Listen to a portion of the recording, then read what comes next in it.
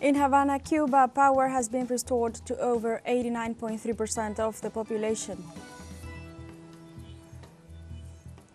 Heads of state and representatives from the Brics group began arriving in Russia one day before the summit to be held in Kazan. And in Lebanon, the Israeli regime continues massive aggressions against the southern suburbs of Beirut.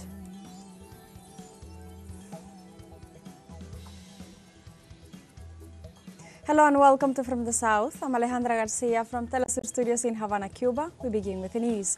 The Cuban government is making progress in strengthening the national electricity system after the gradual restoration of energy coverage in the city of Havana and the western region of the Caribbean country. Precisely, the director of electricity of the Ministry of Energy and Mines, Lázaro Guerra Hernandez, informed about the activation of electrical stations in different parts of the country. In the capital, Havana, power has been restored to over 89.3% of the population, with 301 functioning circuits that supply a total of 769,810 customers. He also stressed that in the province, the 10 main sources of water supply are operating. Furthermore, Guerra explained that the work is underway to add fundamental power stations to the national power grid during Monday afternoon, thus providing a major energy coverage to the rest of the provinces.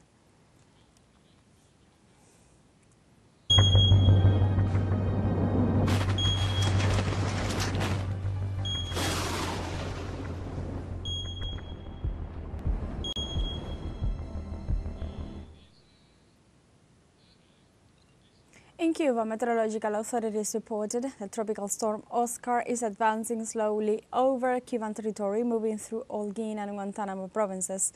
Likewise, authorities communicated it has been moving towards the west-northeast at 6 kilometers per hour, and that is 25 kilometers west-northeast of Guantanamo City and 35 kilometers south-southwest from Sagua de Tanamo, Holguin.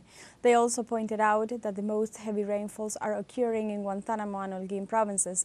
They added that storm surges will be likely at the northern coast of Guantanamo, Holguin and Las Tunas provinces, triggering coastal floods.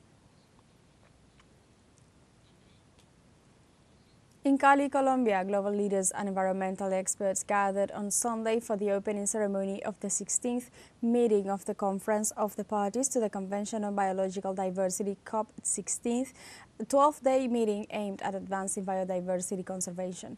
The meeting begins on Monday and runs through November 1st. The COP16 brings together more than 15,000 people from over 190 countries to push for action on biodiversity conservation, making it the most attended event since these conferences began in 1994.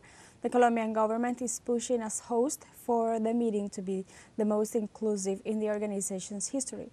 The goal of this meeting is for countries to take action to protect the world flora and fauna. This conference seeks to highlight the role of Latin America in issues such as biodiversity and climate change. Several countries presented their progress under the agreed targets up to 2030, demonstrating their commitment to the agreed goals. In this regard, the countries have committed to contribute up to $250 million to the Global Biodiversity Framework Fund, contribution that seeks to halt the loss of natural species at a global level.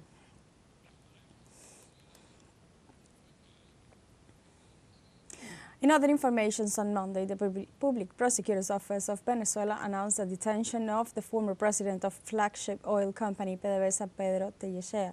Through a communique, the Attorney General of Venezuela, Tarek William Saab, informed that after an exhaustive scientific research, Pedro Tellechea Ruiz was arrested alongside his immediate collaborators under the accusations of committing felonies against the nation, specifically the handout of company Intel and the automated control on command system of PDVSA to a CIA-ruled enterprise, thus violating all legal mechanisms and our national sovereignty. The prosecutor's office also stated that these actions were conducted under a strict legality and in full constitutional cooperation with the Venezuelan head of state.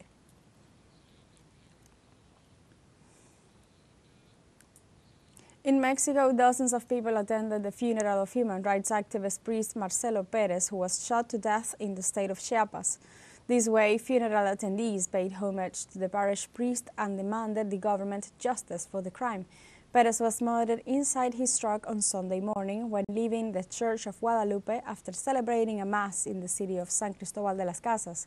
In disregard to the incident, President Claudia Sheinbaum informed on Monday that investigations are underway and that the Secretary of Government has made contact with the local and ecclesiastical authorities.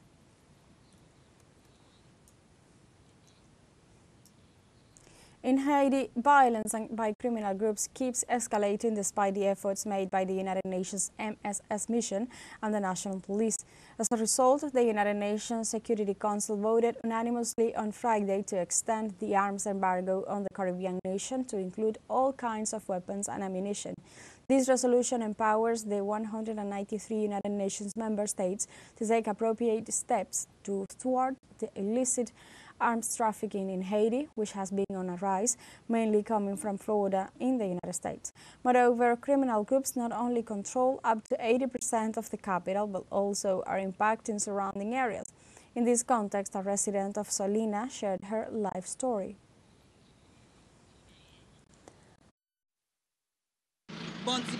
Bandits drove us out of the area, and now we can't sleep at home. I'm staying with my brother, but he won't be able to keep us for long, as he's already taken our children to Pétionville. The house is too narrow and can't hold us all. We have nowhere to go and all our belongings have been left behind.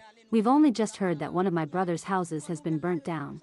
He and I had our houses on one plot of land. Mine hasn't been burnt down yet, because a police tank is now in the area. We go now to the United States, where presidential candidate for the Democratic Party, Kamala Harris, continued with her electoral campaign ahead of the November 5th election day. During her visit to the state of Georgia, Harris emphasized that U.S. citizens must remember the power they have in their hands. During an interview, the vice president expressed that Donald Trump should never again stand behind the seal of the President of the United States. Furthermore, after insults made by her Republican rival on Saturday, Harris asserted that Trump's behavior will degrade the presidency, adding that the country deserves better. For his part, Republican candidate and candidate for re-election Donald Trump visited a McDonald's restaurant in Pennsylvania. During the day, Trump also held a presidential rally in the city of Lancaster, where he again made special emphasis on immigration and the increase of crime in the United States. Recent polls showed that both candidates are on equal footing to assume the presidency, and the race is expected to be defined by how they do in the country's key states. Let's take a short break, but remember you can join us on TikTok at teleSUR English, where you'll find news in different formats, news updates and more. We'll be right back. Stay with us.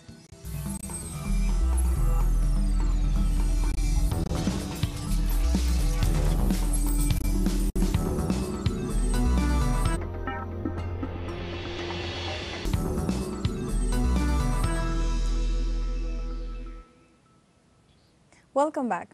In Russia, the 16th Brics summit will be held from October 22nd to 24th in Kazan under the motto Strengthening Multilateralism for Equitable Global Development and Security. Leaders of Brics countries will exchange views on main affairs as cooperation, security, economic and humanitarian ties. They will address a likely expansion of Brics via establishing the partner state status. The heads of the New Development Bank, the Brics Business Council, the Interbank Cooperation Mechanism and the Women's Business Alliance will be holding debates, whose results will be provided in the summit's Kazan declaration. On the closing day, a Brics Plus meeting will take place, participating almost 40 countries to discuss about the war escalation in the Middle East and cooperation of Brics states and the Global South in the interest of ensuring sustainable development.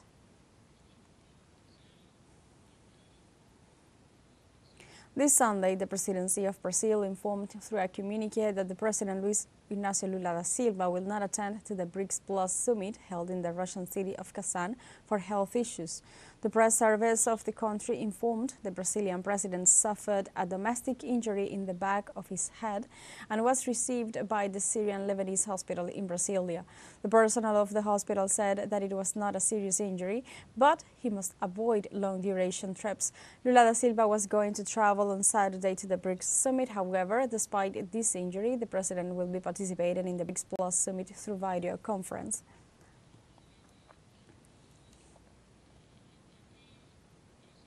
In this context, the Foreign Minister of Brazil, Mauro Vieira, arrived in Russia on Monday. His visit comes just one day before the Brics summit in the city of Kazan, where it will be held for the first time in an expanded format between October 22nd and 24th.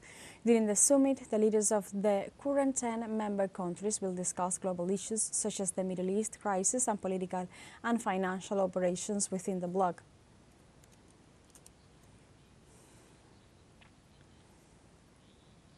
The Executive Vice President of Venezuela, Delcy Rodriguez, arrived this Monday in Russia to participate of the Brics summit to be held in the city of Kazan from October 22nd to 24th. The Vice President is accompanied by the Foreign Minister of the South American country, Ivan Hill. The Venezuelan delegation headed by Delcy Rodriguez joins the leaders of more than 20 emerging countries arriving in the Russian nation for the bloc's summit. The Venezuelan participation occurs after recent remarks by President Nicolás Maduro, who affirmed the country is ready to join the bloc. The Brics has been chaired by Russia since January 2024, when 5 countries joined the group: Egypt, Iran, Saudi Arabia, the United Arab Emirates, and Ethiopia.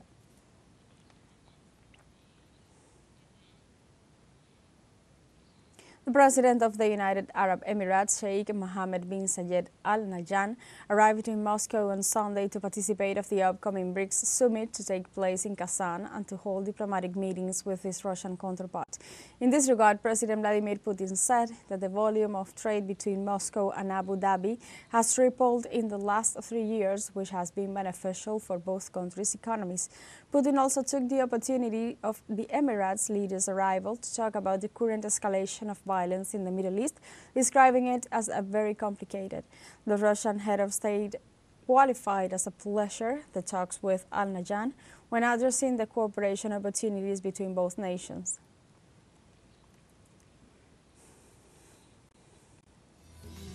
We have a second show break coming up, but before we invite you to visit our YouTube channel at teleSUR English, there you'll be able to rewatch our interviews, top stories, special broadcastings, and more. Hit the subscribe button and activate the notification bell to stay up to date on the world's most recent events. Final show break, don't go away.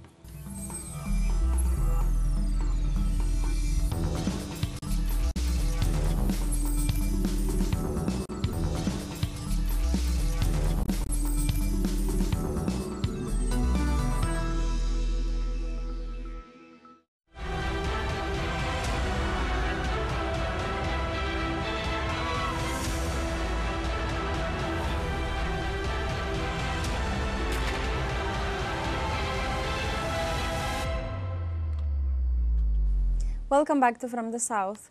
In Lebanon, Israeli occupation forces launched 11 new attacks in the suburbs of Beirut, killing at least 3 Lebanese soldiers. The aerial bombardments also hit the suburb of Al-Dahija and the area surrounding the international airport. Several residential buildings and facilities housing banking and charitable institutions went up in flames. On the other hand, an Israeli missile hit a military vehicle while it was driving on the road between Ain Ebel and Hanin in southern Lebanon, resulting in the death of 3 soldiers. To date, the Public Health Ministry registered 2,448 people killed and 11,471 others wounded in Israeli bombardments. In Lebanon, the National State News Agency denounced that the Israeli army used internationally banned white phosphorus munitions in deadly attacks on the country's southern region. Israeli warplanes attacked cities with white phosphorus shells on the outskirts of Kfar Shuba, causing fires in the city's forests. Furthermore, experts indicate that in recent attacks on Beirut, the missiles contained depleted uranium and chemicals, which, in addition to destroying the country's infrastructure, seeks to poison the soil, air, and water, but also the bodies of thousands of people. This would not be the first time Israel used banned munitions against the Lebanese people since the beginning of its bombings.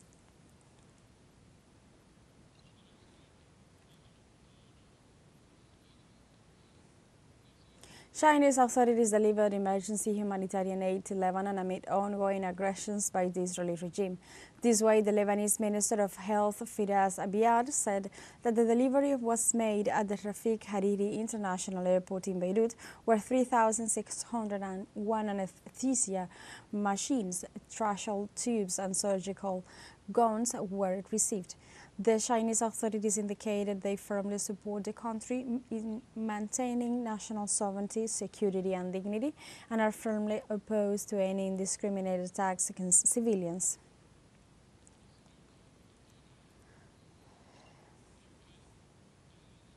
In Palestine, Israeli occupation forces killed 33 people following an airstrike on the Havana refugee camp. In this regard, the Gaza Health Ministry reported that more than 630 Palestinians have been killed since the Zionist army restarted its military operation in northern Gaza 17 days ago. In addition, the health authority denounced that 3 hospitals are working at a partial capacity to tend to the wounded citizens and the thousands of civilians seeking refuge in the region. In this context, the United Nations organization has expressed its concern at the destruction caused by the Israeli occupation of the Palestinian territories.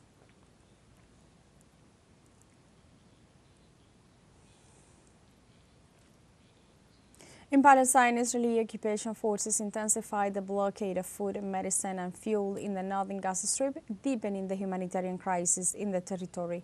Local authorities condemned the continuous Israeli attacks against citizens in their homes and refugee centers. They also expressed that the Israeli occupation bombed most of the water wells and attacked those who tried to access a limited amount of water. The Palestinian resistance movement Hamas condemned the new level of Israeli criminality, which coincided with the announcement by the Zionist government to initiate the so-called comprehensive plan to end all aspects of life in the north. The Popular Front for the Liberation of Palestine accused the United States of being the real ringleader of the aggression, which includes eliminating entire neighborhoods in Gaza.